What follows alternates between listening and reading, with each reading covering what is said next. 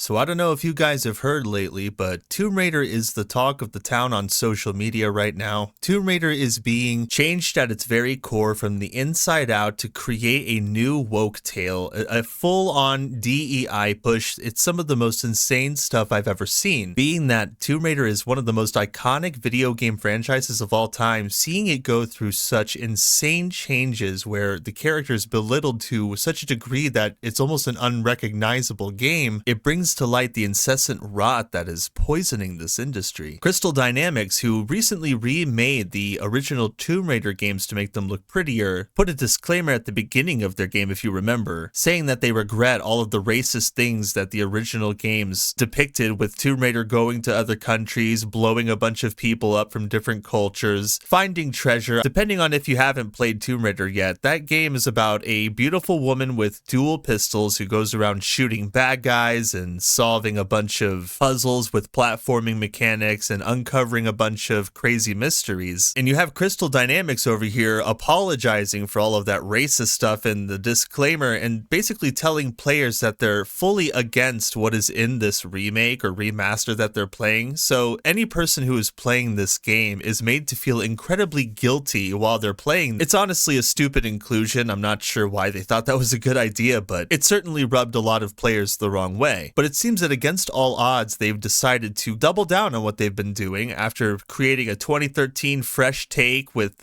Lara Croft being a survivalist with a bow and arrow, and she's weak and has to survive, and the men in the game want to kill her but also want to do other stuff, which I'll talk about later. But just by hearing that, you can likely imagine what Tomb Raider has been going through for the last few years, and it looks like we're getting even more of that, because now there's a tabletop game, because Crystal Dynamics has teamed up with Evil Hat Productions to create a board game. As you can see right here, it's called Tomb Raider Shadows of Truth. I'll have to move the new screen so you can see that. So right there, one of the stupidest titles I've ever heard for a game, Tomb Raider Shadows of Truth. And these characters behind me, I'll actually show you one of them to show you how insane this whole thing is. And just so you can have a clearer picture, here is one of her peers on the far left that was behind me, a chubby black woman with pink hair, missing legs, so she's a disabled diversity hire specifically for this board game. Why is she missing both legs and still treasure hunting, you ask? I have no idea. I couldn't tell you the first thing about how she gets around with those things, but you know, it's up for speculation. But the idea of a DEI push could not be any more on the nose than something like this. This is probably the biggest slap in the face to Tomb Raider fans that you could possibly give them, right after you give them a video game with a disclaimer telling them that they're racist for enjoying this kind of a video game, which is awful to say to players at all, and they imply that through their messaging. They're trying to be subtle about it, but we all know what they meant. So to some, it may not be surprising that they are making a board game with such a huge push to a different medium with the same exact ideas that they've been slowly warping over the years. Tomb Raider series to escape its colonial past, which, by the way, hearing that is just insane to me. Colonial past. British adventurer Lara Croft will transition from being a raider of tombs to a seeker of truth as Evil Hat Productions and Crystal Dynamics seek to redefine the Tomb Raider series in order to escape a history wounded by colonialism, according to an excerpt from the official Tomb Raider Shadows of Truth RPG rulebook. If you guys have watched my videos before, you have probably heard the word colonialism or colonization, and I have been seeing this decolonization push that has been injected to a lot of these DEI waves, and now I'm hearing the same thing again. The problem is colonialism. This is going to be an apology for all of the past colonialism BS. It is stupid. These people do not have a creative bone in their entire bodies. Quote, raiding as depicted in the original Tomb Raider games and stories involving going to ancient tombs and historical sites of different civilizations and acquiring artifacts, it operates on the assumption of finders keepers that grants raiders with the means and the drive to claim ownership of artifacts, regardless of whether they have any historical or cultural claim to the treasure. So right there, they're trying to guilt trip people into not enjoying the treasure hunting aspect of tomb raiding, saying that you keeping the treasure is wrong because it impacts the culture negatively.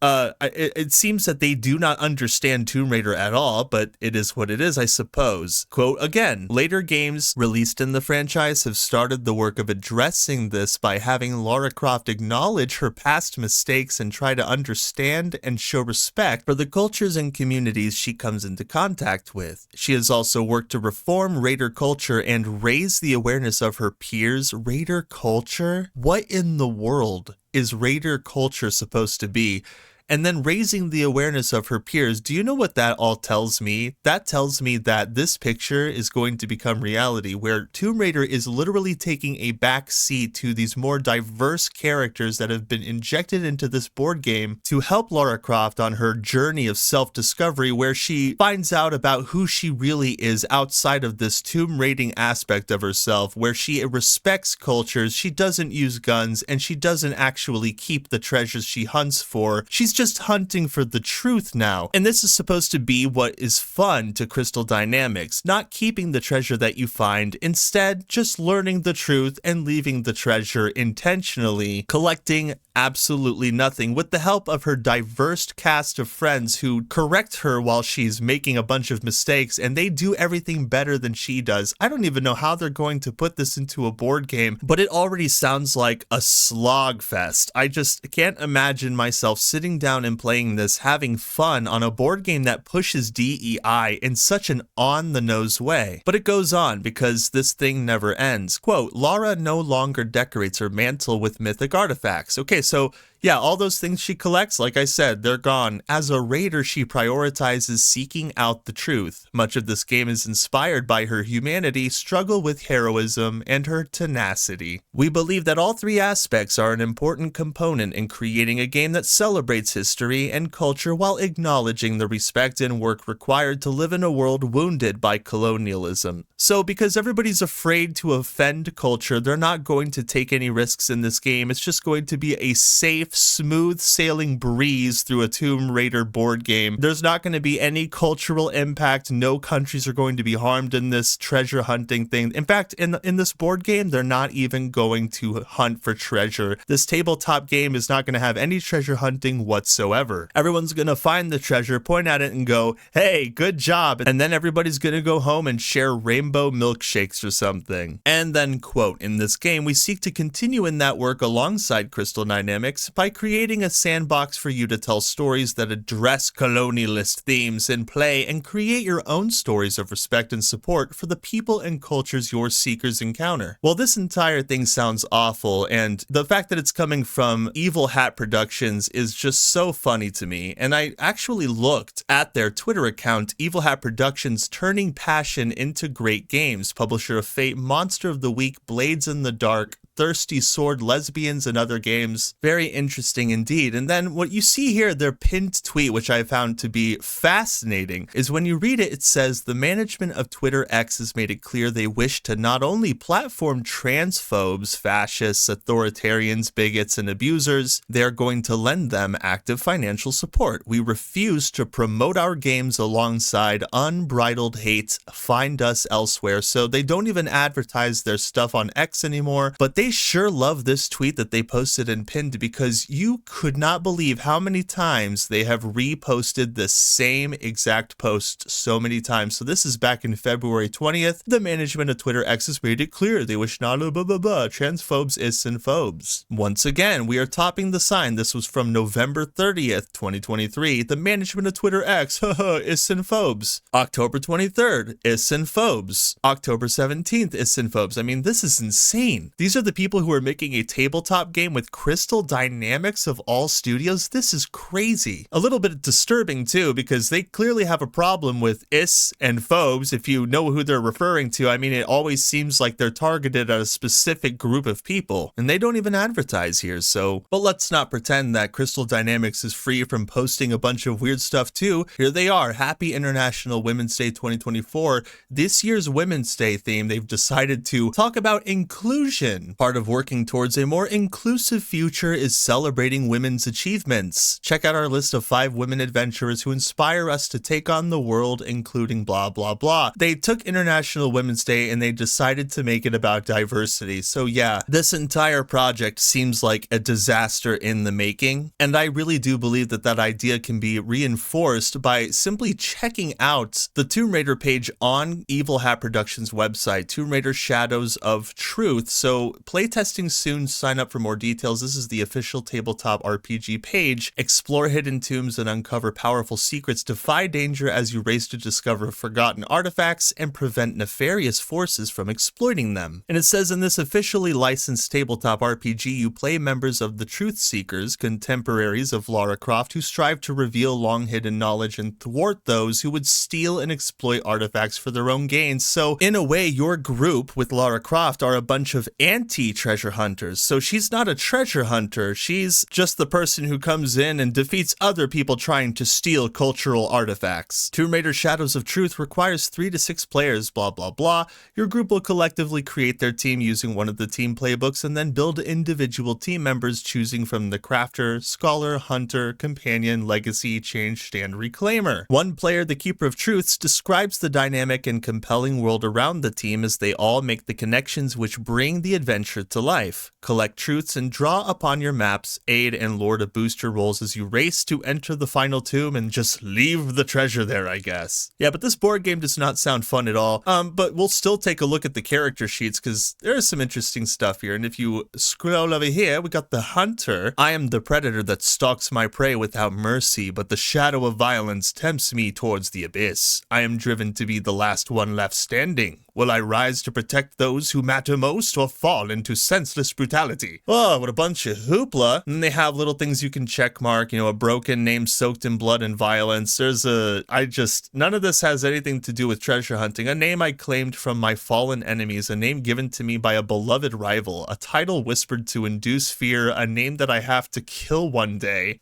What? A tire that allows me to blah blah blah. I don't even know. Some of these words are blocked, but the change says I have touched the unknowable and the unknowable touched me back. That's fantastic. I'm so happy for you. But the shadow of my new self hungers for more. I am driven to understand the soul artifact that changed me forever. Will I rise to perfect the soul artifact's power, or will I fall to its manipulation? And then you got the Crafter, a nickname my former best friend gave, a name I changed to manifest, whatever. The Companion, who is a strong dude. I am a shield that protects others and the safety net that catches them when they fall. But the shadows of my self-sacrifice may be all-consuming. I am driven to defend and care for those who need me. Will I rise to protect those in peril? Well, this guy has a really uninteresting character sheet, and it says a name that I share with a dear friend, a name that reminds me of who drives me forward. I don't know what the heck this is. I wish you guys luck. I really do. Because this looks like the kind of thing that you have to pay somebody to play. There's no way I'm sitting down and playing this and then walking away going, man, I'm sure glad I wasted 6 hours playing this. What a great use of my time. I sure learned a lot, and I was brainwashed a little. But thankfully, there are gamers across the space that aren't brainwashed, like Melanie Mack, for example. Because when you go to her page, she says us classic fans have seen the writing on the wall all along. The devs have outright been telling us this for years, and some people still wanted to be delulu about it. Crystal Dynamics' Lara Croft isn't really Lara Croft, she's some woke truth seeker, not a Tomb Raider. So Melanie Mack, who is a female gamer, a woman, does not like the direction that Tomb Raider has been going, and of course she has expressed this plenty of times in the past, made plenty of content about it, but she's one of the people that fight for Lara Croft the most on YouTube from what I can tell. And it's not just her, there are other women in the space who feel very similarly, including Brianna Wu, who is mostly progressive, but she hates the direction that Tomb Raider is going in, especially at the hands of Crystal Dynamics. She said on April 9th, I'm a massive Tomb Raider fan. I wrote this very popular Polygon piece about how the 2013 reboot is one of the best character reinventions of all time. Please don't ruin the franchise for a political agenda your player base does not care about, and this is actually true. We just want to solve puzzles. And then she goes on to say something else. Changing Lara from a cartoonishly sexualized blow-up doll to a real character was fantastic. It made her better and relatable. You're talking about changing the core idea. Now, even though Brianna Wu is on the money on the first part, her talk about how the first game's Lara Croft was a sexualized blow-up doll is ridiculous. The way that people constantly relate beautiful women with sizable proportions on their bodies to porn is disgusting. Normal people do not associate beautiful women with porn all the time. And there are beautiful women and there are handsome men. That's just a thing. It's nature to be beautiful and to be handsome. You know, those people exist on this world, and there's no real getting around that. And Lara Croft is a female icon. She's a video game icon as well, and she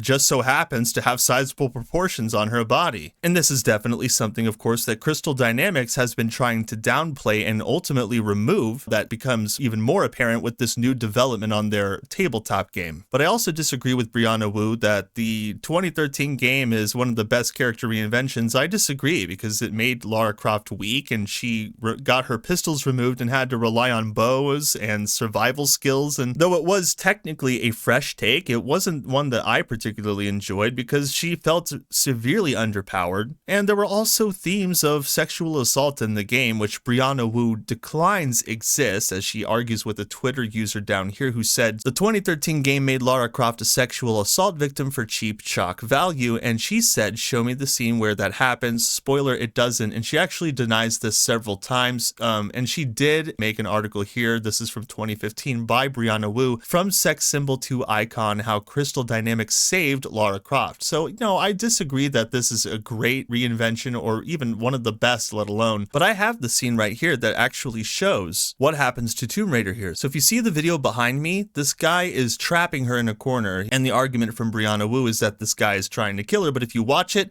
he grabs her and then he moves his arms slowly down in a suggestive way before she, of course, kicks him. And if you want to see that a second time, he grabs her, but he doesn't just start choking or trying to kill her, does he? No. He feels down her arm and waist, and then what happens next? She kicks him. So let's try to at least get one fact straight. This was something that was suggested, so yes, it was a perceived threat like they say, but they also showed it right on screen. So yeah, this is something that they were pushing, a sexual assault themed game where the men are trying to kill but also possibly do other things to Tomb Raider, and that is something that Brianna Wu has denied, so I disagree with her there. But the fact that she is coming out as a progressive against this push of DEI in this tabletop game, that's how obvious it is. You've got conservative women, leftist women, whatever women, just women and men in general expressing their disdain at this direction that they're taking Tomb Raider in. It shows how little they care about Tomb Raider as a character. These new characters who are sitting at the forefront while she sits in the back is just kind of insane, because she's the main character. It's all supposed to be about Tomb Raider. That's one of her strengths, is that she works alone and does a good job doing it. I mean, she's able to platform, get through tight spaces, leap over a bunch of obstacles, but now they're trying to downplay this. They're trying to make Lara Croft an apologetic character who is trying to make up for all of her past games. And I don't know why Crystal Dynamics sees that as an uplifting direction for the games, but it's clear that they don't want to go in an uplifting direction because of what they're doing to Lara Croft. And it's such a shame that such a big IP is transforming from one medium to another in such a negative way, because this is going to negatively impact the tabletop medium as well. Those people are starting to have to deal with this nonsense too, and you can see that this is an idea pressed in a bunch of mediums. You got movies, TV shows, video games, now tabletop games, all encompassing this weird DEI push where the main characters have to apologize for all of the quote-unquote racist things they've done in past games, and then these new characters come in and steal all their thunder, and you're going to do this to one of the most iconic video game characters of all time, and you expect zero repercussions from that. Well, I certainly wish Crystal Dynamics luck, because this is going to be a firestorm of epic proportions. I hope you guys enjoyed this video. If you haven't had the chance to like it and share it with your friends, that would be awesome. And hey, if you're feeling ultra spicy, consider subscribing to my channel so that you're always up to date on what kind of thing I've got going on. I look forward to seeing you all in the next one. Later. Meow meow.